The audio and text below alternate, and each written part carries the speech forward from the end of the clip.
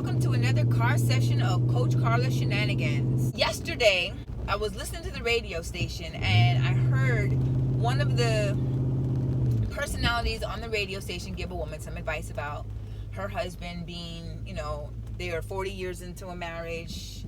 He does everything by himself at this point. She's very lonely. She takes care of everything and she just wants to know what to do. So his response to her was, well, you know what? Life is short. Do you, boo? And she goes, okay, thank you so much for your advice. And I looked at my daughter-in-law and I said, that's not what she was looking for. And she goes, that clearly wasn't what she was looking for. I said, let me tell you what she was looking for. You've been married to a man for 40 years. The last thing you want to hear is, do you, boo? 40 years don't mean shit. No, that's not the case. So this would be my advice to any woman out here who feels very alone and is seeking some excitement and adventure in their life. Before you decide that you want to jump into another man's bed, make sure that you've done everything you possibly have been able to do. And that includes communicating with your spouse. That means telling him that after 40 years of marriage, how you feel. Now, if you're ready to end the marriage and you're ready to be free, then be honest and say, you know what, I'm ready to be free. I want to get up out here and live my life, and I don't want to do it with you. Or you can communicate and say, this is what I'm lacking, this is what I need, this is what I want, this is what I desire. And if after all of these things you've put forth in front of him, you put it on a plate for him, you said, here, I'm giving you the portions of who I am. You get to pick what part of what's not working in the relationship. You get to choose how you want to fix it, if you choose to fix it.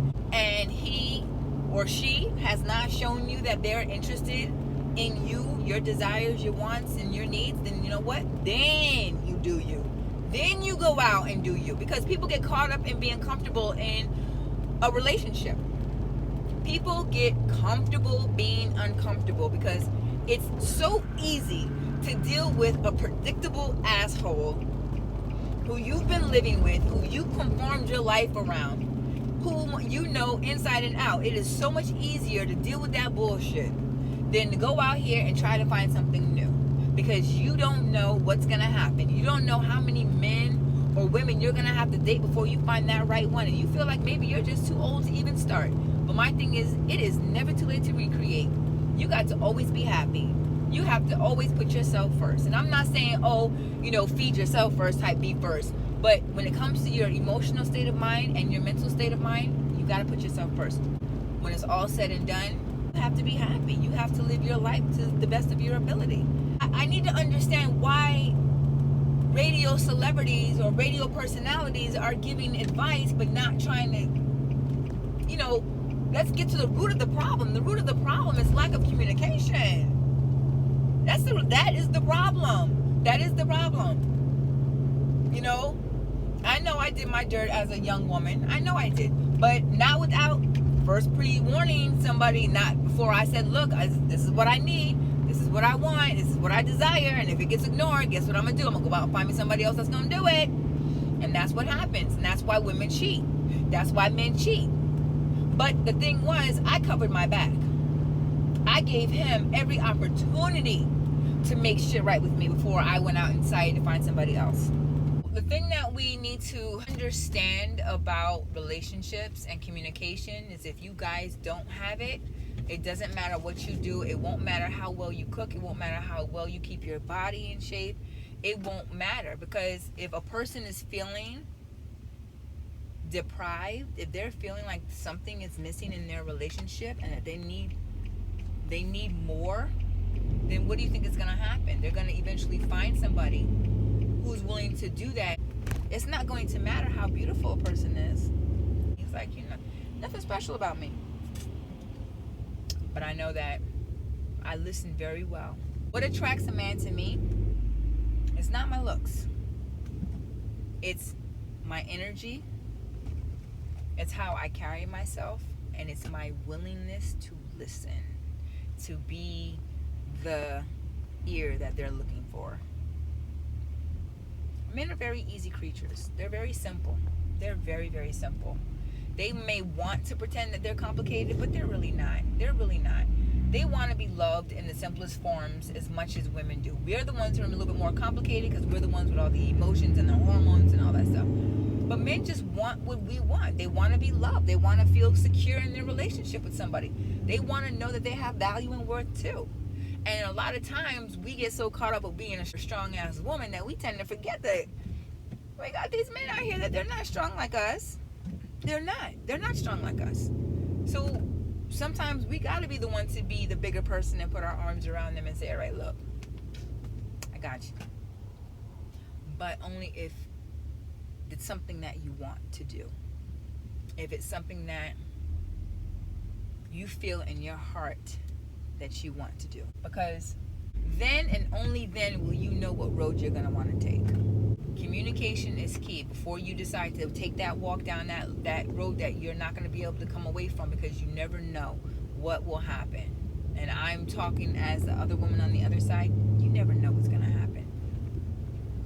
So just keep those lines of communication open and stop listening to people saying, yeah, you need to do you, honey. You need to do. No. The first thing you need to do is to clear your whole path of lies and deception. When the question comes, why did you cheat on me? What are you going to be able to say? Because I was unhappy? Because we haven't been happy for a long time? Okay, why haven't we been happy for a long time? Can you tell me why you're not happy? Can you tell me what it is? Because you need to know. And if you don't know, if they say, well, you know what, it's just you. I've outgrown you. I'm just not in love with you anymore. I want to be free. That's honest. And it's going to hurt like a bitch, but it's honest. And that's what you need. You need honesty, because that's the only way for two people to unanimously part company amicably. You know, you want to be able to set the center stage to co-parent, you know, as civil as you guys possibly can to the best of your ability. I know sometimes it's damn near impossible. But it's a choice. It's a choice. And sometimes people just don't understand that. So my advice to that one lady, like I said, is before you get out there and do the damn thing, don't just throw 40 years of your life down the toilet. You are so much more worth it. And there had to be something about this guy that you fell in love with that you married. So maybe it's just time for you guys to reintroduce yourself. 40 years later, things change. People change. You're never going to know until you change with it. Do not forget, if you guys find my video insightful, to like it. And if you think that somebody else could benefit from it, share it. And if you think that they would benefit from any of my future videos, subscribe. I'm going to tell it like it is. I can only be me. I can only give you the types of experiences that I've gone through. So what I talk about when I speak from experience. I do not speculate. I do not, talk out my asshole. I talk from experience. Don't forget, it is never too late to recreate who